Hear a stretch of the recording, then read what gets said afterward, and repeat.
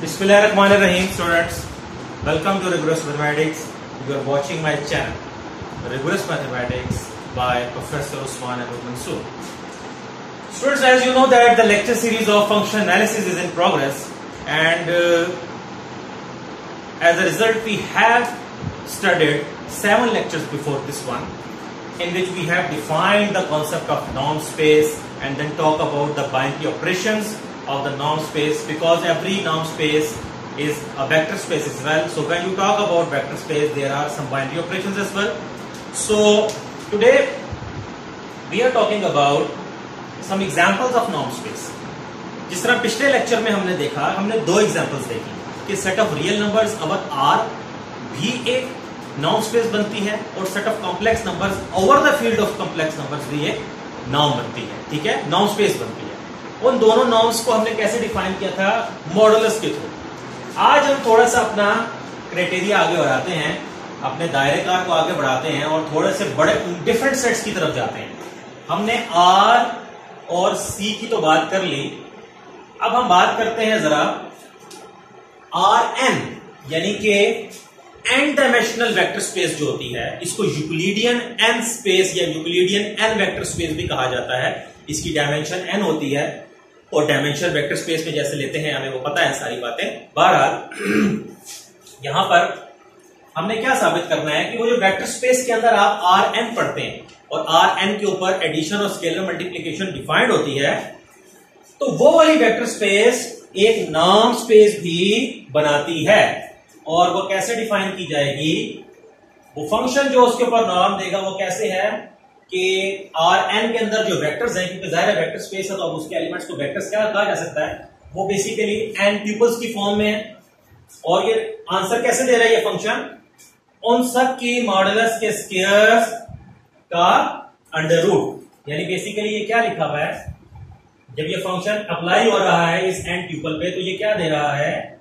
x1 modulus square, x2 modulus square plus up to plus xn modulus square और that's it. ठीक है, इसका यही मतलब निकलेगा ना. आप इसको समेशन में लिख सकते हैं और इसका क्या है, इन सब के स्क्वायर्स को ऐड करके ऊपर अंडर रूट लेना है.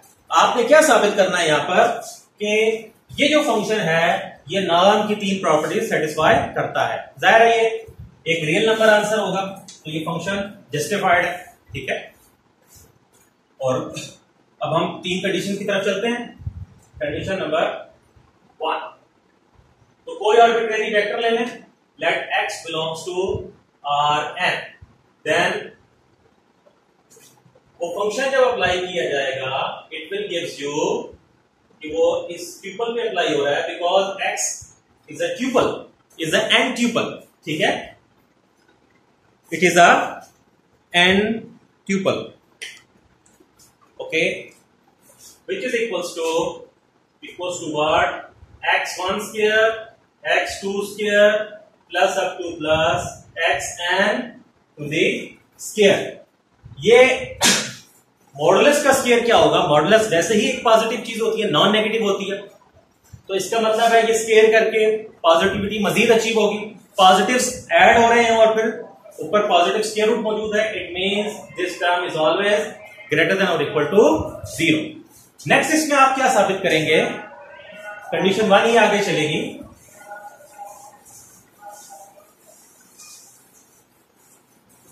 कंडीशन 1 को आगे लेके चलते हैं.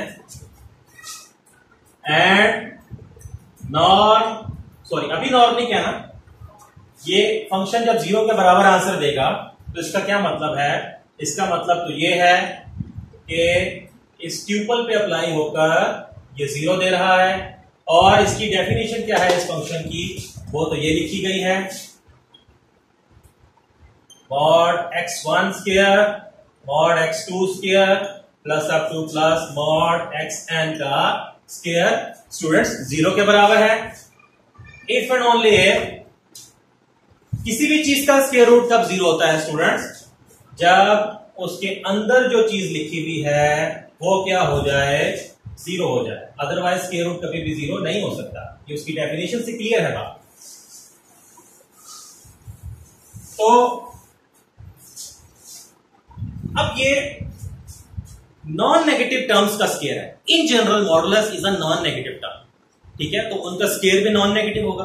याद रखें कि नॉन नेगेटिव टर्म्स का सम जीरो कब होता है, जब वो टर्म्स इटसेल्फ क्या हो जाए, जीरो हो जाए, ठीक है।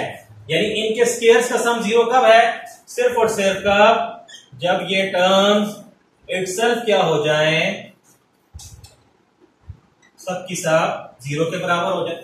अब जब सबके सब मॉड जीरो के बराबर आ रहे हैं तो इसका मतलब यह है कि सब के सब इंडिविजुअली जीरो है, बिकॉज मॉड भी सिर्फ कब जीरो होगा, जब वो टर्म खुद जीरो हो। तो इसका मतलब तो यह हुआ कि x1 is equals to x2 is equals to x3 up to is equals to xn is zero. और यहां से क्या मतलब निकलता है, if and only if x1 x2 x3 xn ये इस तरह लिखा जाएगा, बिकॉज सबके सब इंडिविजुअली क्या है, जीरो है। एंड ट्रिपल्स जीरो के बराबर कब आएगा, जब ईच एंड एवरी कंपोनेंट क्या हो जाए, जीरो हो जाए। ठीक हो गया। अब ये क्या चीज थी, ये बेसिकली आपका x है, और ये क्या है, ये यूक्लिडियन वेक्टर स्पेस का जीरो है।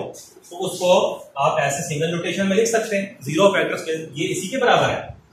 तो क्या पता चला कि वो फंक्शन जब जीरो के बराबर रखा जाएगा तो वो उस वेक्टर, जब फंक्शन किसी वेक्टर पे जीरो आंसर देगा तो वो वेक्टर इटसेल्फ भी क्या है, जीरो है। एंड कन्वर्सली आप इफ एंड ओनली देख सकते हैं, through out the statements hold कर रहा है, ठीक है।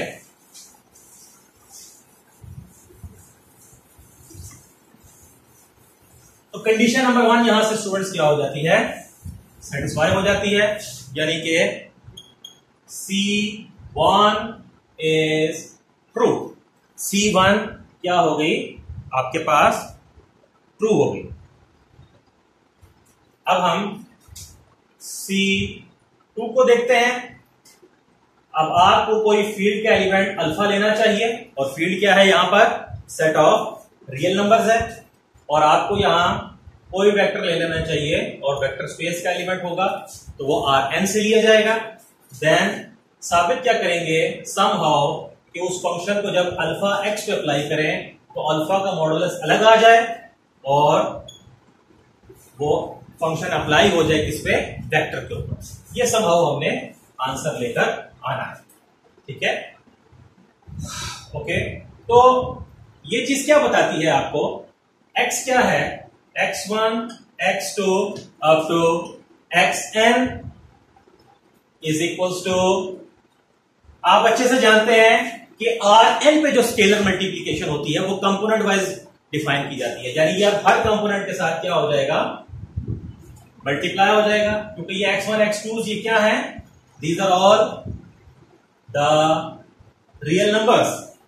ओके, अब जब अल्फा x1 से मल्टीप्लाई हुआ तो अल्फा पहले ही एक रियल नंबर था और x1 भी एक रियल नंबर था, क्योंकि Rn का हर कंपोनेंट रियल नंबर से बिलोंग कर रहा है। तो alpha x1 being the real number, इसका मतलब ये उस Rn के अंदर ये एक एलिमेंट बन गया। अब Rn के एलिमेंट को जब ये फंक्शन अप्लाई होता है तो कैसे होता है, it is something what, okay, it is something like, वो फंक्शन आपने कैसे डिफाइन किया था, यहां मैं रख लिखता हूं। आपने कहा था कि ये बराबर है summation i varies from 1 to n xi mod square, और ये xi कंपोनेंट्स थे, तो बेसिकली ये क्या होगा, समेशन i की वेरिएशन 1 से n, ठीक है, साथ क्या आ जाएगा, अल्फा xi, ith कंपोनेंट यही बनेगा और इसका स्क्वायर। आई होप ये चीज इसको देख के आप अंडरस्टैंड कर गए होंगे।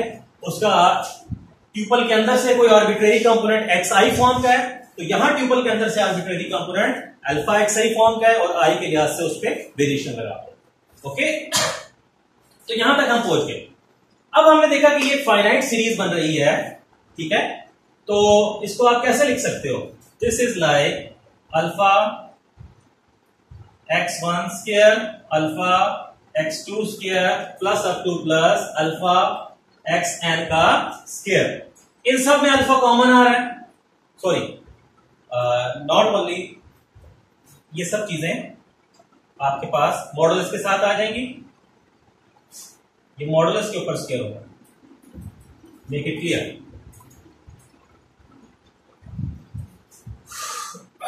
तो आप देखें कि स्केयर मॉडुलस से बाहर है।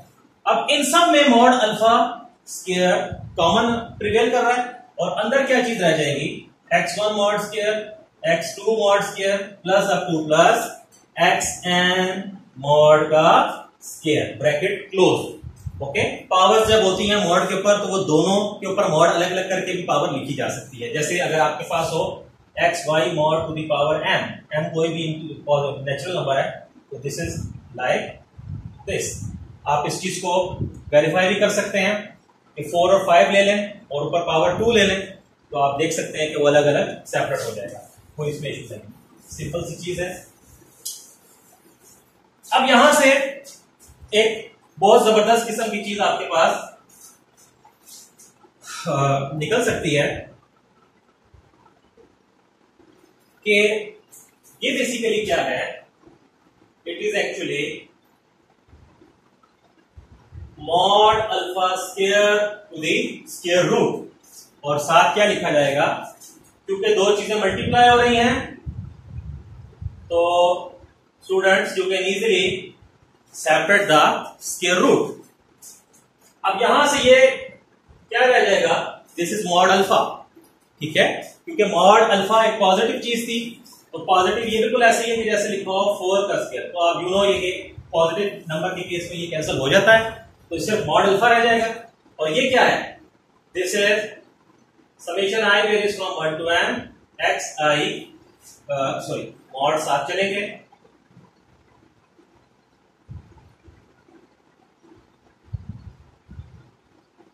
And this will be like this.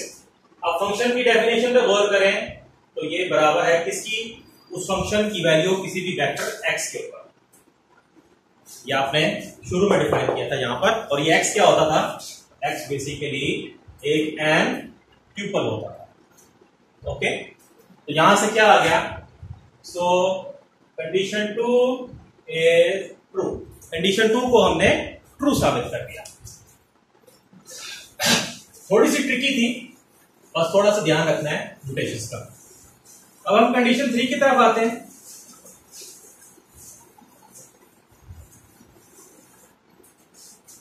Condition 3, let x y belongs to Rn, ये दो ट्यूपल्स ले लिए Rn से। अब हम साबित क्या करेंगे, टू प्रूव, हम ये प्रूव करेंगे कि वो फंक्शन अप्लाई हो x प्लस वाई पे, तो ये लेस और इक्वल रहेगा किससे, उन दोनों के ऊपर फंक्शन अप्लाई करके जो सम आएगा उससे। ये प्रूव करना है। कंसिडर, तो आप जब इसको कंसिडर करोगे ये क्या लिखा जाएगा, x प्लस वाई। अब स्टूडेंट्स आप अच्छे से जानते हैं x किसका एलिमेंट है, Rn का, तो this will be x1 x2 up to xn plus y1 y2 up to yn। Rn एक यूक्लिडियन वेक्टर स्पेस है, तो उस पर एडिशन का रूल मौजूद है, और एडिशन कैसे की जाएगी, term wise x1 plus y1 x2 plus y2 up to xn plus yn। अब ये फंक्शन की डेफिनेशन सिंपली, जब इस तरह के एलिमेंट्स थे तो ये इसके बराबर थी, तो यहां क्या आएगा, under the root summation i from 1 to n, और यहां मॉडुलस किसका आएगा, क्योंकि इसका arbitrary element xi plus yi form का है, और ऊपर क्या है, स्क्वायर, ठीक है। तो this is the situation overall. Okay, ये आपके पास चीज बन गई। अब समहाउ यहां से क्या बताना है कि ये चीज लेस और इक्वल है इस किस्म की चीजों में, ठीक है। मैंने यहां पर शुरू में मिन्कोस्की इनइक्वालिटी लिखी हुई है, ठीक है। मिन्कोस्की इनइक्वालिटी क्या है कि अगर आपके पास दो एन ट्यूपल्स हो तो पावर p के अगेंस्ट ऐसे एक्सप्रेशन का जो pth रूट बनेगा वो लेस और इक्वल होगा इन दोनों के सम से, यानी कि xk प्लस yk के ऊपर जो आपने सीरीज चलाई हुई है, सिर्फ xk और yk के मॉडुलस के अगेंस्ट ये सीरीज चलाओ और p और 1/p को उसी पोजीशन पे रखो, तो ये क्या है, इसके लेस और इक्वल है, ये इक्वालिटी है, तो ये लेस और इक्वल। अगर आप p को यहां पर 2 रख दें, p को 2 रख दें, तो इंटायरली ये यहां पर लेफ्ट साइड बन जाएगी। और क्योंकि हम इनकॉस्की इनइक्वालिटी हर p के लिए होल्ड कर रही है, तो इसको लेस और इक्वल होना चाहिए किससे, i हो या k हो फर्क नहीं पड़ता, क्योंकि दोनों पे समेशन ही होगी। i varies from 1 to n x i mod square, और क्योंकि 2 है तो 1/2 आ जाएगा, और 1/2 का मतलब स्क्वायर रूट है। और इसी तरह यहां पर y i1 from n y i modulus to the square. Okay,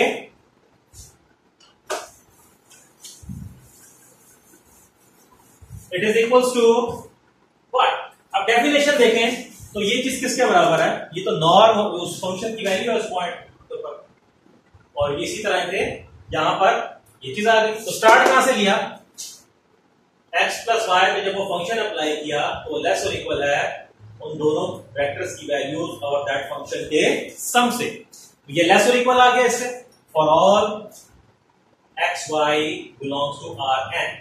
तो मिन्कोव्स्की इनइक्वालिटी यूज करके आपने क्या बता दिया कि ये जो फंक्शन है ये नॉर्म देता है किस पे, Rn पे। क्योंकि ये नॉर्म है, कंडीशन 3 क्या हो चुकी है, ट्रू हो चुकी है, तो इसका मतलब Rn जो है अंडर दिस नॉर्म, जब Rn के एलिमेंट्स की नॉर्म ऐसे ली जाएगी तो वो नॉर्म स्पेस होगा, यानी इस फंक्शन के तहत उस पे नॉर्म का स्ट्रक्चर आ जाता है, और जब उस तरह का स्ट्रक्चर आ जाए तो वो क्या बन जाती है, नॉर्म स्पेस बन जाती है। ओके, तो ये Rn की एग्जाम्पल थी। अब मैं एक होमवर्क दूंगा आप लोगों को,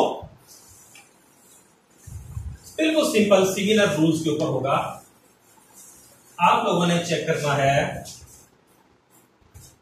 एग्जाम्पल 4, शो दैट C की कंप्लेक्स नंबर्स की आपस में n टाइम्स कार्टेशियन प्रोडक्ट, और फील्ड कौन सी है, complex number, is a norm, ये क्या है, is a norm space under the function defined by obviously इसका कोई भी एलिमेंट जो है वो एक वेक्टर है, और वो n ट्यूपल है, tuples of complex numbers, not the tuple of real numbers, ठीक है, z। और यहां पर z से मुराद कोई कॉम्प्लेक्स नंबर नहीं है, बल्कि कॉम्प्लेक्स नंबर की n ट्यूपल्स का कोई के अंदर से कोई आर्बिट्ररी एलिमेंट है। और ये भी किस तरह डिफाइन करना है, summation i varies from 1 to n mod zi का स्क्वायर, ठीक है। आप लोगों ने स्केलर मल्टीप्लिकेशन बिल्कुल वैसे ही लेनी है, कंपोनेंट वाइज हर कंपोनेंट से मल्टीप्लाई होगी, और एडिशन कैसे करनी है, कोई से 2 n ट्यूपल्स की यहां पर term by term. Hopefully you have enjoyed the lecture. इस एग्जांपल के बारे में कमेंट सेक्शन में जरूर बताइएगा, और चैनल को सब्सक्राइब करें, शेयर करें, लाइक करें मेरी वीडियोस को, और कमेंट सेक्शन में बताएं कि क्या बेहतर किया जा सकता है इस चैनल को मजीद बेहतर करने के लिए। Thank you.